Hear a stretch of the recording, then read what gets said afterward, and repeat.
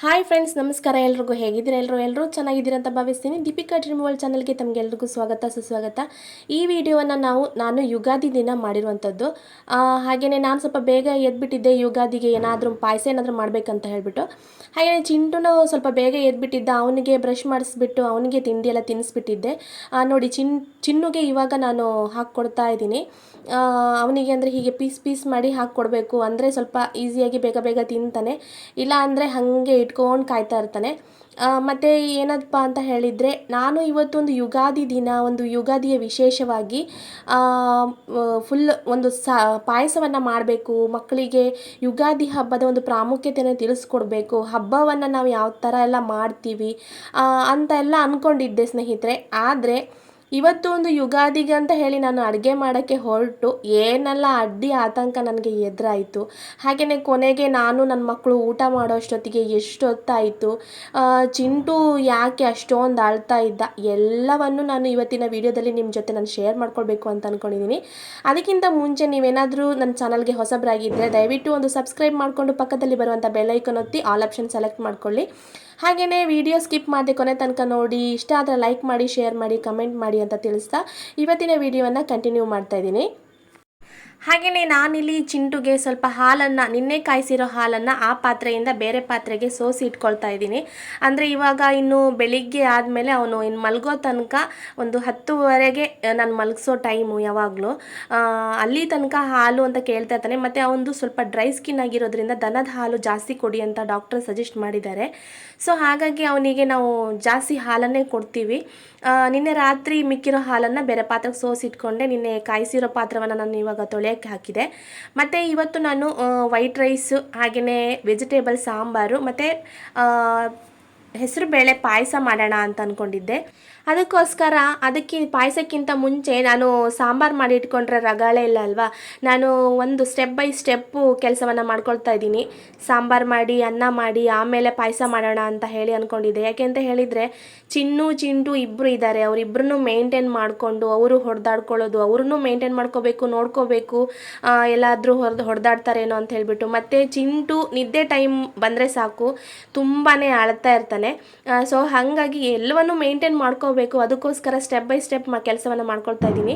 ನಾನಿಲ್ಲಿ ವೆಜಿಟೇಬಲ್ ಸಾಂಬಾರು ಮಾಡೋವಾಗ ಸ್ವಲ್ಪ ಬೇಳೆ ಕ್ವಾಲಿಟಿ ಎಲ್ಲ ನೋಡ್ಕೊಳ್ತೀನಿ. ಕ್ವಾಲಿಟಿ ಚೆನ್ನಾಗಿದ್ದರೆ ಬೇಗ ಬೇಯುತ್ತೆ ಅಂತ ಇದ್ದರೆ ಎಲ್ಲ ತರಕಾರಿ, ಬೇಳೆ, ಟೊಮೆಟೊ, ಈರುಳ್ಳಿ ಎಲ್ಲ ಒಟ್ಟಿಗೆ ಹಾಕಿ ಇಟ್ಬಿಡ್ತೀನಿ.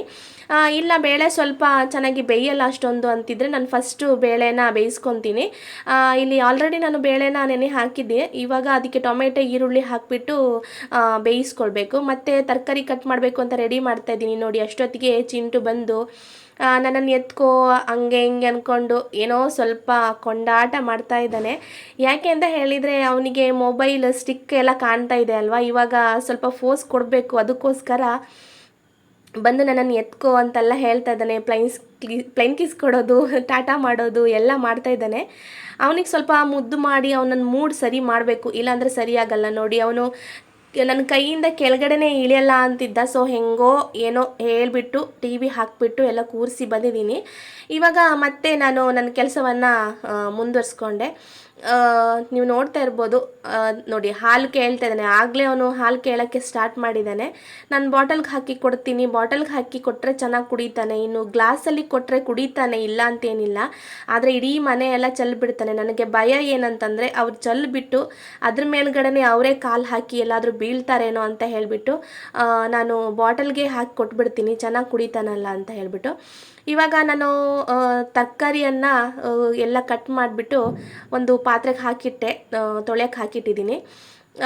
ಮತ್ತು ಇಲ್ಲಿ ಬೇಳೆ, ಟೊಮೆಟೊ, ಈರುಳ್ಳಿನ ಬೇಯಿಸೋಕ್ಕೆ ಇಟ್ಬಿಟ್ಟಿದ್ದೀನಿ. ಹಾಗೆಯೇ ಅಲ್ಲಿ ಸ್ವಲ್ಪ ಕ್ಲೀನ್ ಕೂಡ ಮಾಡಿಕೊಂಡೆ. ನನಗೆ ಆವಾಗವಾಗ ಕ್ಲೀನ್ ಮಾಡ್ಕೋಬೇಕು, ಇಲ್ಲಾಂದರೆ ಏನೋ ಮನಸ್ಸಿಗೆ ಸರಿ ಆಗಲ್ಲ. ನನಗೆ ಕೆಲಸ ಏನೋ ಕಂಪ್ಲೀಟ್ ಆದಂಗೆ ಆಗಲ್ಲ. ಅದಕ್ಕೋಸ್ಕರ ನಾನು ಆವಾಗವಾಗ ಕ್ಲೀನ್ ಕೂಡ ಮಾಡ್ಕೊತೀನಿ. ಮಕ್ಕಳು ಇರ್ತಾರಲ್ಲ, ಅದಕ್ಕೋಸ್ಕರ ಆದಷ್ಟು ಕ್ಲೀನ್ ಮಾಡ್ಕೊಳ್ಳೋಣ ಅಂತ. ಮತ್ತು ನಾನು ಮಾಡೋದು ಹೇಗೆ ಅಂತ ಹೇಳಿದರೆ, ನಾನು ತರಕಾರಿನೆಲ್ಲ ಸಪ್ರೇಟಾಗಿ ಬೇಯಿಸ್ಕೊತೀನಲ್ಲ, ಮೆಣಸು ಚೆನ್ನಾಗಿ ಸ್ವಲ್ಪ ಎಣ್ಣೆ ಹಾಕಿಬಿಟ್ಟೆಲ್ಲ ಹುರಿದು ಅದಕ್ಕೆ ಎಂಡಲ್ಲಿ ಸಾಸಿವೆ ಸೇರಿಸ್ತೀನಿ. ಮತ್ತು ಇದು ಬೇವಿನ ಸೊಪ್ಪು ಇದ್ದರೆ ನಾನು ಬೇವಿನ ಸೊಪ್ಪು ಹಾಕ್ಕೊಳ್ತೀನಿ, ಬೇವಿನ ಸೊಪ್ಪು ಇಲ್ಲ ಅಂದರೆ ಸ್ಕಿಪ್ ಮಾಡ್ಬೋದು. ನಾನು ಆ ಥರ ಮಾಡೋದು. ಮತ್ತು ರುಬ್ಬೋವಾಗ ಮಸಾಲೆ ಐಟಮ್ಸ್ ಎಲ್ಲ ಮಿಕ್ಸ್ ಮಾಡ್ಕೊತೀನಿ. ನೋಡಿ ಚೆನ್ನಾಗಿ ಮೆಣಸನ್ನು ಹುರಿದ್ಬಿಟ್ಟು ನೆಕ್ಸ್ಟ್ ಅದಕ್ಕೆ ಸಾಸಿವೆ ಹಾಕಿಬಿಟ್ಟು ಅದನ್ನು ಸಿಡಿಸ್ಬಿಟ್ಟು ಅದು ರೆಡಿ ಮಾಡಿ ಇಟ್ಟಿದ್ದೀನಿ.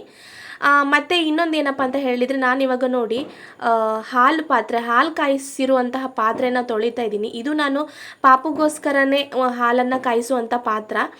ಅದರಲ್ಲಿ ನಾನು ಬೇರೆ ಏನೂ ಮಾಡಲ್ಲ ಅಡುಗೆ, ಬರೀ ಹಾಲು ಮಾತ್ರ ಕಾಯಿಸುವಂಥದ್ದು. ಅದಕ್ಕೆ ಚೆನ್ನಾಗಿ ಫಸ್ಟು ಈ ಸ್ಟೀಲ್ ಬ್ರಷ್ ಏನು ಸಿಗುತ್ತೆ ಅದರಲ್ಲಿ ಚೆನ್ನಾಗಿ ತೊಳ್ಕೊಳ್ತೀನಿ. ಅದು ಸೈಡಿಗೆ ಒಂಚೂರು ಹಿಡ್ಕೊಂಡಿದ್ರು ಸಾಕು. ಇವಾಗ ಸೆಕೆ ಸೀಸನ್ ಅಲ್ವಾ, ಹಾಗಾಗಿ ಬೇಗ ಹಾಲು ಹಾಳಾಗಿಬಿಡುತ್ತೆ. ಅದಕ್ಕೋಸ್ಕರ ನಾನು ಫಸ್ಟು ಚೆನ್ನಾಗಿ ತೊಳೆದು ಒಂಚೂರು ಹಿಡಿದೇ ಇರೋ ಹಂಗೆ ಎಲ್ಲ ತೊಳ್ಕೊತೀನಿ ನೀಟಾಗಿ. ಆಮೇಲೆ ಮತ್ತೆ ವಾಪಸ್ ಎಕ್ಸೋದಲ್ಲಿ ತೊಳಿತೀನಿ. ಅದಾದಮೇಲೆ ನೋಡಿ ಸೋಸ್ಕೋಬೇಕು ಹಾಲು. ನಾವು ದನದ ಹಾಲು ತರ್ತೀವಲ್ಲ, ಯಾವಾಗಲೂ ನಾವು ಇದೊಂದು ಎಲ್ಲರೂ ನೆನ್ಪಿಟ್ಕೊಳ್ಳಿ, ಯಾರೂ ಮರಿಬೇಡಿ. ಯಾವ ಹಾಲಾದರೂ ಪರವಾಗಿಲ್ಲ, ಅದರಲ್ಲೂ ದನದ ಹಾಲು ನಮಗೆ ಡೈರೆಕ್ಟಾಗಿ ಕೊಡ್ತಾರಲ್ಲ, ಆವಾಗ ನಾವು ಸೋಸ್ಕೋಬೇಕು. ಮತ್ತು ನೀರು ಅದಕ್ಕೆ ಏನು ನಾವು ಆ್ಯಡ್ ಮಾಡ್ತೀವಿ ಅದನ್ನು ಕೂಡ ಸೋಸ್ಕೋಬೇಕು. ಅದು ತುಂಬ ಒಳ್ಳೆಯದು. ಚಿಕ್ಕ ಕಸ ಎಲ್ಲ ಇದ್ದರೂ ಕೂಡ ಅದು ನಾವು ಅವಾಯ್ಡ್ ಮಾಡಬಹುದು ಆವಾಗಲೇ, ಇಲ್ಲಾಂದರೆ ಅದೆಲ್ಲ ಮಕ್ಕಳ ಹೊಟ್ಟೆ ಸೇರಿಬಿಡುತ್ತೆ. ಮತ್ತು ನೋಡಿ ಫ್ರೆಂಡ್ಸ್, ಇವಾಗ ಕರೆಂಟ್ ಹೋಯಿತು. ನಾನು ವಿಡಿಯೋದಲ್ಲೇ ನೀವು ನೋಡ್ತಾ ಇದ್ದೀರಾ, ಇವಾಗ ಜಸ್ಟ್ ಕರೆಂಟ್ ಹೋಯಿತು. ಇನ್ನು ನನಗೆ ಟಾರ್ಗೆಟ್ ಸ್ಟಾರ್ಟ್ ಆಗುತ್ತೆ ಇಲ್ಲಿಂದ. ನನಗೆ ಗೊತ್ತಿರಲಿಲ್ಲ ಕರೆಂಟ್ ಹೋಗುತ್ತೆ ಅಂತ ಹೇಳಿಬಿಟ್ಟು, ಬಟ್ ಇಲ್ಲಿ ಆಲ್ರೆಡಿ ಮೆಸೇಜ್ ಮಾಡಿದ್ರಂತೆ ಕರೆಂಟ್ ಹೋಗುತ್ತೆ, ಇನ್ನು ಸಂಜೆ 5 ಗಂಟೆಗೆ ಕರೆಂಟ್ ಬರೋದು ಅಂತ ಹೇಳಿಬಿಟ್ಟು. ನಮ್ಮ ಓನರ್ ಮನೆಯವರು ನಮಗೆ ಏನು ಹೇಳಿರಲಿಲ್ಲ. ಸೊ ಹಾಗಾಗಿ ನಂಗೆ ಗೊತ್ತೇ ಇರಲಿಲ್ಲ. ನಾನು ಇವಾಗ ಬರುತ್ತೆ ಆವಾಗ ಬರುತ್ತೆ ಅಂತ ಹೇಳಿಬಿಟ್ಟು ಕಾಯ್ತಾನೇ ಇದ್ದೀನಿ. ಮತ್ತು ಇದು ನಾನು ರೇಷನ್ ಅಕ್ಕಿ ಸೊಸೈಟಿಯಲ್ಲಿ ಕೊಡ್ತಾರಲ್ಲ, ಆ ಅಕ್ಕಿಯನ್ನು ರೈಸ್ ಮಾಡೋಕ್ಕೆ ಇಡ್ತಾ ಇದ್ದೀನಿ. ನಮ್ಮಮ್ಮ ನನಗೆ ಊರಿಗೆ ಹೋದಾಗ ಸ್ವಲ್ಪ ಕಳಿಸ್ಕೊಟ್ಟಿದ್ರು, ಅದನ್ನು ಇಡ್ತಾಯಿದ್ದೀನಿ. ಚೆನ್ನಾಗಿ ತೊಳೆದು ಅದಕ್ಕೆ ಸ್ವಲ್ಪ ಉಪ್ಪು ಹಾಕಬೇಕು, ಆವಾಗ ಸ್ವಲ್ಪ ತರಕಾರಿ ಸಾಂಬಾರಲ್ವ, ಹಾಗಾಗಿ ಚೆನ್ನಾಗಿರುತ್ತೆ ಟೇಸ್ಟ್. ವೈಟ್ ರೈಸ್ ಮಾಡಿದ್ರು ಹಾಗೆ ನಾರ್ಮಲಾಗಿ ಎಲ್ಲ ಹಾಕ್ತಾರೆ ಅಂತ ಅನ್ಕೊತೀನಿ. ಸೊ ಅದನ್ನು ಒಂದು ಕಡೆ ಬೇಯಿಸೋಕ್ಕಿಟ್ಟೆ, ಹಾಲು ಒಂದು ಕಡೆ ಕುದಿಯೋಕ್ಕಿಟ್ಟಿದ್ದೀನಿ. ಮತ್ತು ಇಲ್ಲಿ ನೋಡಿ ಇವರಿಬ್ಬರು, ಅಣ್ಣ ಹೇಗೆ ಮಾಡ್ತಾನೋ ಹಾಗೆ ಮಾಡ್ತಾನೆ ತಮ್ಮ.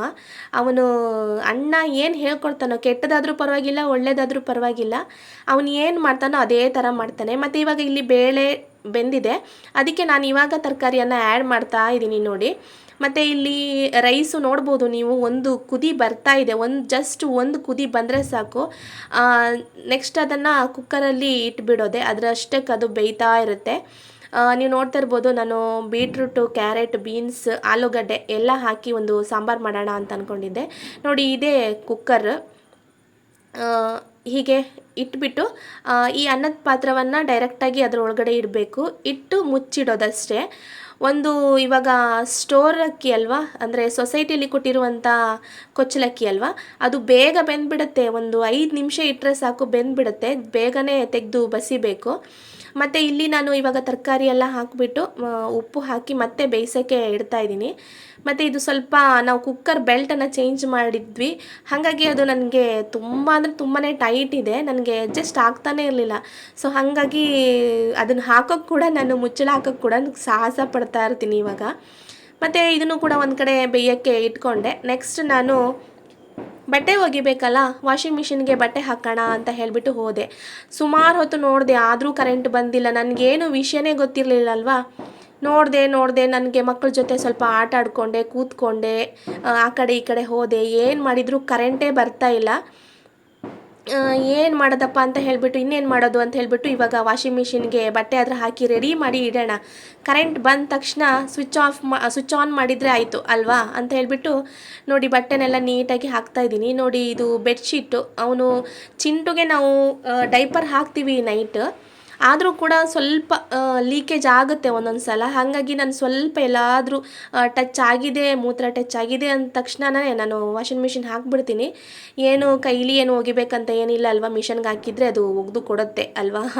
ಹಾಗಾಗಿ ಆದಷ್ಟು ಬಟ್ಟೆನ ನೀಟ್ ಇಟ್ಕೊಳ್ಳೋದೇ ಒಳ್ಳೆಯದು ನಾವು. ಇವಾಗ ಸೆಕೆ ಬೇರೆ ಅಲ್ವಾ, ಬೇಗ ಇನ್ಫೆಕ್ಷನ್ ಆಗಿಬಿಡತ್ತೆ. ಇಲ್ಲಿ ಇಬ್ಬರು ಚಿನ್ನು ಮತ್ತು ಚಿಂಟು ನೋಡಿ ಫ್ರೆಂಡ್ಸ್, ಅವರು ಸೆಕೆ ತಡ್ಕೊಳಕ್ಕಾಗದೆ ಬಟ್ಟೆನೇ ಹಾಕೋಕ್ಕೆ ಕೇಳ್ತಾ ಇರಲಿಲ್ಲ. ನಾನು ಇಷ್ಟು ದಿನ ಬಟ್ಟೆ ಹಾಕ್ತಾನೇ ಇದ್ದೆ, ಡೈಲಿ ಬಟ್ಟೆ ಹಾಕ್ತಿದ್ದೆ. ಬಟ್ ಇವತ್ತು ನನಗೂ ಕೆಲಸ ಮಾಡ್ಕೊಳ್ಳೋಕ್ಕೆ ಆಗ್ತಿರ್ಲಿಲ್ಲ. ಅವ್ರ ಹಿಂದೆ ಮುಂದೆ ಸುತ್ತಕ್ಕೆ ಆಗ್ತಿರ್ಲಿಲ್ಲ ನನಗೆ, ಬಟ್ಟೆ ಹಾಕ್ಕೊಳ್ಳಿ ಅಂತ ಹೇಳ್ಬಿಟ್ಟು. ಸೊ ಮನೆ ಒಳಗಡೆನೇ ಅಲ್ವಾ, ಹೊರಗಡೆ ಎಲ್ಲೂ ಕಳಿಸಲ್ಲ, ಸಿಟೌಟ್ಗೆ ಕೂಡ ಕಳಿಸಲ್ಲ ನಾನು.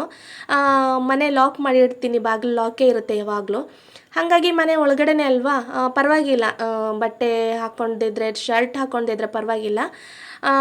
ಚಡ್ಡಿ ಹಾಕ್ಕೊಂಡಿದ್ದಾರಲ್ಲ ಅದರಲ್ಲೇ ಇರಲಿ, ಆಟ ಆಡ್ಕೊಂಡಿರಲಿ, ಸೆಕೆನು ಮಕ್ಕಳಿಗೂ ಹೇಳ್ಕೊಳಕ್ಕಾಗಲ್ಲ ಅಂತೇಳ್ಬಿಟ್ಟು ಸುಮ್ಮನೆ ಆದೆ. ಸಿಕ್ಕಾಪಟ್ಟೆ ಆಟ ಆಡ್ತಾ ಇದ್ದಾರೆ ಇಬ್ಬರು. ನಮ್ಮ ಚಿನ್ನು ಒಂದೊಂದು ಸಲ ಚೆನ್ನಾಗಿ ಕರ್ಕೊಳ್ತಾನೆ ತಮ್ಮನ್ನು, ಇನ್ನೊಂದು ಸಲ ಅದು ಎಷ್ಟು ಬೇಗ ಅವನಿಗೆ ಕೋಪ ಬರುತ್ತೋ ಗೊತ್ತಾಗಲ್ಲ. ನೋಡಿ ಚಿಂಟುದು ಸಿಟ್ಟು ಎಷ್ಟು ಸಿಟ್ಟಿದೆ ಅಂದರೆ ಬಿಡಲ್ಲ ಅವನು. ಇದು ನೋಡ್ತಿರ್ಬೇಕಾದ್ರೆ ನಗು ಬರುತ್ತೆ, ನನಗೇನೆ ನಗು ಬರ್ತಾ ಇದೆ ಇವಾಗ. ಮತ್ತು ನೆಕ್ಸ್ಟ್ ಆ ಕಡೆ ಈ ಕಡೆ ಸುತ್ತಿದೆ, ಇನ್ನೂ ಕರೆಂಟ್ ಬಂದಿಲ್ಲ, ಇನ್ನೇನಪ್ಪ ಮಾಡೋದು ಅಂತ ಹೇಳಿಬಿಟ್ಟು, ಸರಿ ಬರುತ್ತಲ್ವಾ ಇನ್ನೊಂದು 10 ನಿಮಿಷ ಬಿಟ್ಟು ಬರ್ಬೋದೇನೋ ಅಂತ ಹೇಳ್ಬಿಟ್ಟು ನಾನಿವಾಗ ಪಾಯಸಕ್ಕೆ ಹೆಸರು ಬೇಳೆಯನ್ನು ಹುರಿದಿಟ್ಕೊಳ್ಳೋಣ ಅಂತ ಹೇಳ್ಬಿಟ್ಟು ರೆಡಿ ಮಾಡ್ತಾ ಇದ್ದೀನಿ. ನೀವು ನೋಡ್ತಾ ಇರ್ಬೋದು, ನಾನು ಹೆಸರು ಬೇಳೆ ತೊಗೊಂಡೆ, 1/4 kg ಹೆಸರು ಬೇಳೆ ತಂದಿದ್ರು ನಮ್ಮ ಮನೆಯವರು. ಅದು ನನಗೆ ಜಾಸ್ತಿ ಆಯಿತು ಅನಿಸ್ತು. ನಮಗೆ ಇನ್ನು ನಮ್ಮ ಮನೆಯವ್ರು ಬೇರೆ ಕೆಲಸಕ್ಕೆ ಹೋಗ್ಬಿಟ್ಟಿದ್ರ, ಬೆಳಿಗ್ಗೆ ಬೇಗ ಹೋಗ್ಬಿಟ್ಟಿದ್ರು. ಹಾಗಾಗಿ ಅವ್ರು ಬರೋದು ನೈಟ್ ಆಗುತ್ತೆ. ಅವರು ಬಂದು ತಿಂದರು, ಪಾಯಸ ಕುಡಿದ್ರು, ಇಲ್ಲಾಂದರೆ ಇಲ್ಲ. ಅದಕ್ಕೆ ನಾನು ಸಾಕು ಇಷ್ಟೇ ಅಂತ ಹೇಳ್ಬಿಟ್ಟು ಸ್ವಲ್ಪನೇ ಇಟ್ಟಿದ್ದೀನಿ. ಮತ್ತು ಅದನ್ನು ಚೆನ್ನಾಗಿ ಹುರ್ಕೊಂಡೆ. ಹುರಿಯುವಾಗಲೂ ಅವರಿಬ್ಬರು ಏನೋ ಉಪದ್ರ ಮಾಡಿದರು, ಅಲ್ಲಿ ಅವ್ರನ್ನ ಸರಿ ಮಾಡೋಕ್ಕೆ ಹೋಗಿ ಸ್ವಲ್ಪ ತಳ ಹಿಡಿದ್ಬಿಡ್ತು. ಮತ್ತು ಅದನ್ನು ಚೆನ್ನಾಗಿ ತೊಳೆದು ಮತ್ತೆ ಇವಾಗ ಕುಕ್ಕರಲ್ಲಿ ಬೇಯಿಸೋಕ್ಕೆ ಇಟ್ಟಿದ್ದೀನಿ. ಇನ್ನೊಂದು ಕಡೆ ಸರಿ ಕರೆಂಟ್ ಬಂತು, ಬೇಗ ರಪ್ಪ ಅಂತ ಹೇಳಿಬಿಟ್ಟು ನಾನು ರುಬ್ಕೊಂಡೆ ಮಸಾಲೆಯನ್ನು. ಈ ಮಸಾಲೆಗೆ ನಾನು ಹುರಿದಿರುವಂಥ ಮೆಣಸು, ಸಾಸಿವೆ ಹುರಿದಿದ್ದೆ ಅಲ್ಲ ಅದು, ಆಮೇಲೆ ಕೊತ್ತಂಬರಿ ಹುಡಿ, ಜೀರಿಗೆ ಹುಡಿ, ಅರಿಶಿನ ಹುಡಿ, ಆಮೇಲೆ ಬೆಳ್ಳುಳ್ಳಿ ಇಷ್ಟನ್ನು ಹಾಕಿ ನಾನು ರುಬ್ಬಿಟ್ಕೊಂಡಿದ್ದೀನಿ. ಕಾಯಿ ಹಾಕಿದ್ದೀನಿ. ಕಾಯಿ ನಾನು ಜಾಸ್ತಿನೇ ಯೂಸ್ ಮಾಡ್ತೀನಿ, ನಮ್ಗೆ ಕಾಯಿ ಯೂಸ್ ಮಾಡಿಲ್ಲ ಅಂದರೆ ಆಗೋದೇ ಇಲ್ಲ. ಮತ್ತು ಇನ್ನೊಂದು ಏನಪ್ಪ ಅಂತ ಹೇಳಿದರೆ, ಕರೆಂಟ್ ಬಂದುಬಿಡ್ತಲ್ಲ ಅಂತ ಹೇಳಿಬಿಟ್ಟು ಬೇಗ ವಾಷಿಂಗ್ ಮಿಷಿನ್ ಬೇರೆ ಆನ್ ಮಾಡಿಕೊಂಡೆ. ಸಡನ್ನಾಗಿ ಮಸಾಲೆ ರುಬ್ಕೊಂಡೆ. ಇವಾಗ ನೆಕ್ಸ್ಟ್ ಕಾಯಿ ಹಾಲು ತೆಗಿಬೇಕು. ಪಾಯಸಕ್ಕೆ ಕಾಯಿ ಹಾಲು ಹಾಕ್ತೀವಿ ನಾವು, ಚೆನ್ನಾಗಿ ಸಖತ್ತಾಗಿ ಟೇಸ್ಟ್ ಕೊಡುತ್ತೆ ಅದು. ಅದಕ್ಕೋಸ್ಕರ ನಾನು ಕಾಯಿಯನ್ನು ಹಾಕೋಣ ರುಬ್ಬಕ್ಕೆ ಅಂತ ಹೇಳಿಬಿಟ್ಟು ಮತ್ತೆ ಮಿಕ್ಸಿ ಜಾರನ್ನು ತೊಳೆದಿಟ್ಕೊಂಡು ಇವಾಗ ಕಾಯಿ ಹಾಕ್ಕೊಳ್ತಾ ಇದ್ದೀನಿ. ಮತ್ತು ಅದ್ರ ಮಧ್ಯದಲ್ಲಿ ಒಂದು ಕಡೆ ನೆನಪಾಯಿತು ನನಗೆ, ಪಾಯಸಕ್ಕೆ ಸ್ವಲ್ಪ ಒಂದು ಹಿಡಿ ಆಗೋಷ್ಟು ಅಕ್ಕಿಯನ್ನು, ಬಿಳಿ ಅಕ್ಕಿಯನ್ನು ನಾವು ಹುರ್ಕೊಳ್ಬೇಕು. ನೋಡಿ ನಾವು ಯಾವಾಗಲೂ ಅಷ್ಟೇ, ನಾನು ಅಕ್ಕಿಯನ್ನು ಹಾಕಿದ ತಕ್ಷಣ 1-3 ಸಲ ಒಂದು ಚೂರೇ ಅಕ್ಕಿಯನ್ನು ವಾಪಸ್ ತೆಗೆದು ಯಾವ ಪಾತ್ರೆಯಲ್ಲಿ ನಾವು ಅಕ್ಕಿಯನ್ನು ತೊಗೊಂಡಿದ್ದೀವಿ ಅದಕ್ಕೆ ವಾಪಸ್ ಹಾಕಿಡಬೇಕು.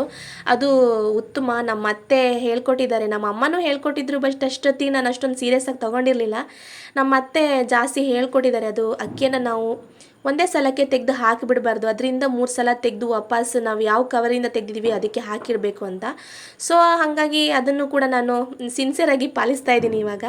ಮತ್ತು ಅಕ್ಕಿ ಹುರಿದಾದ್ಮೇಲೆ ಮತ್ತೆ ವಾಪಸ್ ಸಾಂಬಾರನ್ನು ನಾನು ಕುದಿಸೋಕ್ಕೆ ಇಟ್ಟೆ. ನೋಡಿ ಇಲ್ಲಿ ನಾನು ಕಾಯಿ ಹಾಲನ್ನು ತೆಗಿತಾ ಇದ್ದೀನಿ ಇವಾಗ. ಸೆಕೆಂಡ್ ಟೈಮ್ ಕೂಡ ರುಬ್ಬಿ ನಾನು ಕಾಯಿ ಹಾಲು ತೆಗೆದಿಟ್ಕೊಂಡೆ. ಸಖತ್ತಾಗಿ ಟೇಸ್ಟ್ ಆಗುತ್ತೆ ಪಾಯಸಕ್ಕೆ. ರುಬ್ಬಿ ನಾವು ಕಾಯಿ ಹಾಲು ಹಾಕೋದ್ರಿಂದ ಚೆನ್ನಾಗಿ ಟೇಸ್ಟ್ ಕೊಡುತ್ತೆ. ಮತ್ತು ಇವಾಗ ನೀವು ಇಲ್ಲಿ ನೋಡ್ತಿರ್ಬೋದು, ಬೇಳೆ ಕೂಡ ಚೆನ್ನಾಗಿ ಬೆಂದಿದೆ. ಅದಕ್ಕೆ ಈ ಕಾಯಿ ಹಾಲು ಏನು ನಾನು ತೆಗೆದಿಟ್ಕೊಂಡಿದ್ದೆ ಅದನ್ನು ಹಾಕಿದೆ.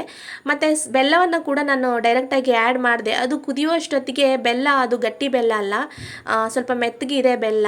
ಹಾಗಾಗಿ ಬೇಗ ಬೇಯುತ್ತೆ ಅಂತ ನನಗೆ ಗೊತ್ತು. ಪುಡಿ ಏನು ಮಾಡಿಲ್ಲ, ಡೈರೆಕ್ಟಾಗಿ ಆ್ಯಡ್ ಮಾಡಿದೆ.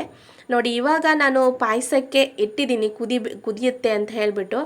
ಬಟ್ ನಾನು ಏನೇ ಸರ್ಕಸ್ ಮಾಡಿದ್ರು ಫ್ರೆಂಡ್ಸ್, ಪಾಯಸ ಕುದೀತಾನೇ ಇಲ್ಲ. ಯಾಕೆ ಅಂತ ಹೇಳಿ ನನಗೆ ಆಲೋಚನೆ ಮಾಡಿ ಸಾಕಾಯಿತು. ಮತ್ತು ಪಕ್ಕದಲ್ಲಿ ನೀವು ಬೇವಿನ ಸೊಪ್ಪು ನೋಡ್ಬೋದು. ನಾನು ತರಕಾರಿ ಸಾಂಬಾರಿಗೆ ಒಗ್ಗರಣೆ ಹಾಕಬೇಕು ಅಂತ ಹೇಳಿಬಿಟ್ಟು ಬೇವಿನ ಸೊಪ್ಪು ಕೂಡ ತಂದು ಇಟ್ಕೊಂಡಿದ್ದೆ. ಅದು ಕೊನೆಗೂ ನನಗೆ ಒಗ್ಗರಣೆ ಹಾಕೋಕ್ಕೆ ಆಗಲಿಲ್ಲ.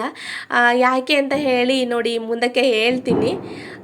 ನೋಡಿ ಬೆಲ್ಲ ಏನು ಮಾಡಿದ್ರು ಇದು ಬೆಲ್ಲ ಕರಗ್ತಾ ಇಲ್ಲ, ಪಾಯಸ ಕುದೀತಾ ಇಲ್ಲ. ನೋಡ್ತಾನೇ ಇದ್ದೀನಿ ನಾನು, ಯಾಕೆ ಏನಾಯಿತು ಅಂತ ಹೇಳಿಬಿಟ್ಟು. ಹಾಗೆ ಅಷ್ಟೊತ್ತಿಗೆ ನಮ್ಮ ಚಿನ್ನು ಬಂದುಬಿಟ್ಟು ಹೇಳ್ತಾ ಇದ್ದಾನೆ, ಅಮ್ಮ ಗ್ಯಾಸ್ ಮೆಲ್ಲಗೆ ಉರಿತಾ ಇದೆ ಅಮ್ಮ. ಯಾಕೆ ಅಂತ ಹೇಳಿದರೆ ಗ್ಯಾಸ್ ಒಲೆ ಅವನ ಲೆವೆಲ್ಲಿಗೆ ಇರೋದು, ಅವನಿಗೆ ಕರೆಕ್ಟಾಗಿ ಕಾಣ್ತಾ ಇತ್ತು. ಅಮ್ಮ ಗ್ಯಾಸ್ ಸರಿಯಾಗಿ ಉರಿತಾ ಇಲ್ಲ ಅಮ್ಮ ಅಂತ ಹೇಳ್ಬಿಟ್ಟು. ಆವಾಗ ನೋಡಿ ನನಗೆ ಫ್ಲ್ಯಾಶ್ ಆಗಿದ್ದು ಗ್ಯಾಸ್ ಖಾಲಿ ಆಗಿಬಿಟ್ಟಿದೆ ಅಂತ ಹೇಳಿಬಿಟ್ಟು ಚಿಕ್ಕದಾಗಿ ಮೆಲ್ಲಗೆ ಉರಿತಾ ಇತ್ತು. ಇನ್ನೇನು ಮಾಡೋದು ಅಂತ ನೋಡಿದೆ ಸಾಕಾಯಿತು, ಇನ್ನೇನು ಮಾಡೋಕ್ಕೂ ಹೋಗಿಲ್ಲ. ಕೊನೆ ಒಂಚೂರು ಕುದಿ ಹತ್ಕೊಂಡು ಬಂತು. ಮತ್ತು ಅವರಿಬ್ಬರನ್ನು ಮೇಂಟೈನ್ ಮಾಡಿಕೊಂಡು ಇನ್ನೇನು ಗ್ಯಾಸನ್ನೆಲ್ಲ ಅಡ್ಡ ಹಾಕ್ಕೊಂಡು ಸ್ವಲ್ಪ ಹೆಂಗೋ ಕುದಿ ಹತ್ತಿಸ್ಕೊಂಡೆ. ಅದಂದರೆ ಅಲ್ಯೂಮಿನಿಯಂ ಪಾತ್ರೆ ಅಲ್ವಾ, ನನ್ನ ಹತ್ರ ಕರೆಂಟ್ ಒಲೆ ಇದೆ, ಇಂಡಕ್ಷನ್ ಒಲೆ ಇದೆ. ಬಟ್ ಆದರೆ ನಾನು ತುಂಬಾ ಸಾಹಸ ಪಟ್ಟೆ ಅದರಲ್ಲಿ ಕುದಿಸ್ತೀನಿ ಅಂತ ಹೇಳಿಬಿಟ್ಟು. ಕೊನೆಗೆ ಅದು ಆಗೇ ಇಲ್ಲ. ಕೊನೆಗೆ ನಾನು ಇಂಡಕ್ಷನ್ ಒಲೆ ಕೆಳಗೆ ತೆಗೆದಿಟ್ಕೊಂಡು ಇವಾಗ ಚಿಕ್ಕದು ಇಡ್ಲಿ ಪಾತ್ರೆ ಇದೆ, ಅದರಲ್ಲಿ ಕುದಿಸ್ಕೊಂಡೆ ಪಾಯಸನ. ಮತ್ತು ನೀವು ನೋಡ್ತಾ ಇರ್ಬೋದು, ಇದು ಗೋಡಂಬಿ ದ್ರಾಕ್ಷಿ ಒಗ್ಗರಣೆ ಹಾಕೋ ಪಾತ್ರ ಅಲ್ಯೂಮಿನಿಯಂ ಇದು, ಅದು ಕರೆಂಟ್ ಒಲೆಯಲ್ಲಿ ಇಡೋಕ್ಕಾಗಲ್ಲ. ಸೊ ಗ್ಯಾಸ್ ಹತ್ತಿದೆ, ಲಾಸ್ಟ್ ಕೊನೆಯಲ್ಲಿ ಚೂರು ಬೆಂಕಿ ಬರ್ತಾ ಇತ್ತು. ಅದರಲ್ಲೇ ನಾನು ತುಪ್ಪ ಬಿಸಿ ಮಾಡಿಕೊಂಡು ಗೋಡಂಬಿ ದ್ರಾಕ್ಷಿ ಹುರ್ಕೊಂಡ್ಬಿಟ್ಟು ಪಾಯಸಕ್ಕೆ ಆ್ಯಡ್ ಮಾಡಿದೆ. ಅಂತೂ ಇಂತೂ ಕೊನೆಗೂ ಸ್ನೇಹಿತರೆ ಫೈನಲ್ಲಿ ಪಾಯಸ ಆಗಿದೆ. ಯಪ್ಪ ಇದಿಷ್ಟು ಮಾಡೋಷ್ಟೊತ್ತಿಗೆ ನನಗೆ ಸುಸ್ತಾಗ್ಬಿಟ್ಟಿತ್ತು. ಸರಿ, ಮಕ್ಕಳಿಗೆ ನಾನು ಆಲ್ರೆಡಿ ನಮ್ಮ ಚಿನ್ನು ಬೇರೆ ಹೇಳಿದ್ದಾನೆ, ಅಮ್ಮ ಹಬ್ಬ ಅಲ್ವಾ, ಹಾಗಾಗಿ ನಾವು ಬಾಳೆಲೆಯಲ್ಲಿ ಊಟ ಮಾಡಬೇಕು ಅಂತ ಹೇಳಿಬಿಟ್ಟು. ಸರಿ, ಅದನ್ನು ಕೂಡ ತಿಳಿಸ್ಕೊಡೋಣ ಮಕ್ಕಳಿಗೆ. ಹಬ್ಬ ಅಂದರೆ ಬಾಳೆಲೆಯಲ್ಲಿ ಊಟ ಮಾಡ್ತೀವಿ, ಎಲ್ಲರೂ ಜೊತೆ ಕೂತ್ಕೊಂಡು ಪಾಯಸದ ಊಟ ಮಾಡ್ತೀವಿ ಎಲ್ಲ ನಾನು ಹೇಳ್ತಾ ಇದ್ದೆ. ಮತ್ತು ಕೊನೆಗೆ ನಾನು ಬಾಳೆಲೆ ಹಾಕಿದೆ. ಬಾಳೆಲೆಗೆ ನಾನು ಬೇರೆ ಏನೂ ಮಾಡಿರಲಿಲ್ಲ, ಅನ್ನ ಸಾಂಬಾರು ಪಾಯಸ ಅಷ್ಟೇ. ಉಪ್ಪಿನಕಾಯಿ ಇತ್ತು, ಬಟ್ ಉಪ್ಪಿನಕಾಯಿ ಏನು ಕೊಟ್ಟಿರಲಿಲ್ಲ ಮಕ್ಕಳಿಗೆ, ಸೆಕೆ ಸಖತ್ತು ಹೀಟು ಬೇಡ ಅಂತೇಳ್ಬಿಟ್ಟು. ಶಾಸ್ತ್ರಕ್ಕೆ ಅಂತ ಹೇಗೆ ಉಪ್ಪು ಹಾಕಿ ಹೋದೆ, ಅದು ಚಿಂಟುದು ಬಾಳೆಲೆನೇ ಹಾರೋಗ್ಬಿಡ್ತು ಗಾಳಿಗೆ. ಚಿನ್ನು ಅದನ್ನು ಮತ್ತೆ ವಾಪಸ್ ಅಡುಗೆ ಮನೆಗೆ ತಗೊಂಡು ಬಂದಿದ್ದ. ಅಮ್ಮ ಈ ಬಾಳೆಲೆಯಲ್ಲಿ ಉಪ್ಪು ಹಾರೋಗ್ಬಿಟ್ಟಿದೆ, ಉಪ್ಪು ಹಾಕು ಅಂತ ಹೇಳ್ಬಿಟ್ಟು. ಮತ್ತೆ ವಾಪಸ್ ತಂದು ಇಟ್ಟು ರೈಸ್ ಹಾಕ್ಬಿಟ್ಟು ಇವಾಗ ಸಾಂಬಾರು ಹಾಕ್ತಾ ಇದ್ದೀನಿ. ನಮ್ಮ ಚಿನ್ನುಗೆ ಇದು ಹೊಸದೇನಲ್ಲ ಬಾಳೆಲೆ ಊಟ, ಚಿಂಟುಗೆ ಇದು ಸ್ವಲ್ಪ ಹೊಸದು. ನಾವು ಮನೇಲಿ ಈ ಥರ ಮಾಡಿದ್ದು ಗೊತ್ತೇ ಇಲ್ಲ ಅವನಿಗೆ. ಮತ್ತು ನಮ್ಮ ಚಿನ್ನುಗಂದರೆ ತರಕಾರಿ ಏನು ಹಾಕಬಾರ್ದು, ಬರೀ ಸಾಂಬಾರು ಹಾಕಕ್ಕೆ ಹೇಳ್ತಾನೆ ಅವನು. ಚಿಕ್ಕಂದ್ರಲ್ಲಿ ತಿಂತಿದ್ದ, ಇವಾಗೇನೋ ತಿನ್ನಲ್ಲ. ನೋಡಿ ತಮ್ಮಂಗೆ ಕೂಡ ತರಕಾರಿಯನ್ನು ಸೈಡಿಗೆ ಎತ್ತಿಟ್ಬಿಟ್ಟು ಸ್ವಲ್ಪ ಕಲಿಸ್ಕೊಡ್ತಾ ಇದ್ದಾನೆ. ನಾನು ಅಲ್ಲಿಂದ ಹೇಳ್ತಾ ಇದ್ದೀನಿ, ಸ್ವಲ್ಪ ತಮ್ಮಂಗೆ ಮಿಕ್ಸ್ ಮಾಡಿ ಕೊಡಪ್ಪ ಅನ್ನ ಸಾಂಬಾರು ಎಲ್ಲ ಅಂತ. ಹಾಗಾಗಿ ಮಿಕ್ಸ್ ಮಾಡಿ ಕೊಡ್ತಾ ಇದ್ದಾನೆ. ಮತ್ತು ಅವನು ಕೂಡ ಸ್ವಲ್ಪ ಮಿಕ್ಸ್ ಮಾಡಿಕೊಂಡು. ಚಿನ್ನು ಇವತ್ತು ಏನೋ ಗೊತ್ತಿಲ್ಲ, ನನ್ನ ಪುಣ್ಯಕ್ಕೆ ಸ್ವಲ್ಪ ಅವನು ಹಠ ಎಲ್ಲ ಸ್ವಲ್ಪ ಕಮ್ಮಿ ಮಾಡಿದ್ದಾನೆ. ತಮ್ಮಂಗೆ ಫುಲ್ ನನಗೂ ಸ್ವಲ್ಪ ಸಪೋರ್ಟ್ ಮಾಡ್ತಾ ಇದ್ದ. ಅಮ್ಮ ಕಷ್ಟಪಡ್ತಾ ಇರೋದು ಅವನಿಗೂ ಗೊತ್ತಾಯಿತು. ಮತ್ತು ಎಲ್ಲ ಮಾಡಿಕೊಂಡು ಪಾಯಸ ತಂದಿಟ್ಕೊಂಡು ಊಟ ಮಾಡೋಣ ಅಂತ ಅಂದ್ಕೊಂಡೆ. ನೀರು ತಂದಿಲ್ಲ ಅಮ್ಮ ಅಂತಂದ ನಮ್ಮ ಚಿನ್ನು. ಸರಿ ನೀರು ತರ್ತೀನಿ ಅಂತ ಹೇಳಿಬಿಟ್ಟು ಮಧ್ಯದಲ್ಲಿ ಕೇಳ್ತಾರೆ ನೀರು, ಅದಕ್ಕೋಸ್ಕರ ಅದನ್ನು ತಂದಿಟ್ಕೊಂಡೆ. ಮತ್ತು ಪಾಯಸ ಅಲ್ಲಿ ಚೇರಲ್ಲಿ ಇಟ್ಕೊಂಡಿದ್ದೀನಿ ನಾನು. ಪಾಯಸವನ್ನು ಎದುರುಗಡೆ ಇಟ್ಕೊಂಡ್ಬಿಟ್ರೆ ನಮ್ಮ ಚಿಂಟು ಮತ್ತು ಊಟನೇ ಮಾಡಲ್ಲ. ಅದ್ರ ಮಧ್ಯದಲ್ಲಿ ಅವನು ಊಟ ಮಾಡ್ತಾನ, ಬರೀ ನೀರು ಕುಡಿಯೋದು ಇದೇ ಎಲ್ಲ ಮಾಡ್ತಾಯಿದ್ದಾನೆ. ಅವನಿಗೆ ಬೇರೆ ನಿದ್ದೆ ಬಂದು ತುಂಬಾ ಅಂದರೆ ತುಂಬಾ ಹತ್ತಿಬಿಟ್ಟಿದ್ದ. ನಾನು ಅವನನ್ನು ಮೇಂಟೈನ್ ಮಾಡಿಕೊಂಡು ಕೊನೆಗೂ ಫೈನಲಿ ನಾನು ನಮ್ಮ ಮಕ್ಕಳು ಊಟ ಮಾಡ್ತಾಯಿದ್ದೀವಿ. ಗಂಟೆ ಬಂದು ಅಷ್ಟೊತ್ತಿಗೆ ಒಂದು 2 ಗಂಟೆ ಏನೋ ಆಗಿಬಿಟ್ಟಿತ್ತು.